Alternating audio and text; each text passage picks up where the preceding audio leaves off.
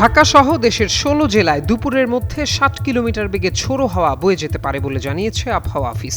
একই সঙ্গে বৃষ্টি বা বজ্র বৃষ্টিরও আশঙ্কা রয়েছে। বৃহস্পতিবার দেশের অভ্যন্তরীণ নদী বন্দরগুলোর জন্য দুপুর ১টা পর্যন্ত আবহাওয়া অধিদপ্তরের দেয়া সতর্কবার্তায় এ তথ্য জানানো হয়। এতে বলা হয়েছে, রংপুর, রাজশাহী, পাবনা, বগুড়া, টাঙ্গাইল, ময়মনসিংহ, ঢাকা, ফরিদপুর, মাদারীপুর, বরিশাল, পটুয়াখালী, নোয়াখালী, কুমিল্লা, চট্টগ্রাম, কক্সবাজার এবং সিলেট অঞ্চলের ওপর দিয়ে দক্ষিণ বা দক্ষিণ পূর্ব দিক থেকে ঘন্টায় ৪৫ থেকে ৬০ কিলোমিটার বেগে অস্থায়ীভাবে দমকা বা ঝোড়ো হাওয়া বয়ে যেতে পারে। এ সময় বৃষ্টি বা বজ্রবৃষ্টির শঙ্কা রয়েছে। তাই ভোর ৫টা থেকে দুপুর ১টা পর্যন্ত দেওয়া সতর্ক বার্তায় এসব এলাকার নদী বন্দরগুলোকে ১ নম্বর সতর্ক সংকেত দেখাতে বলা হয়েছে।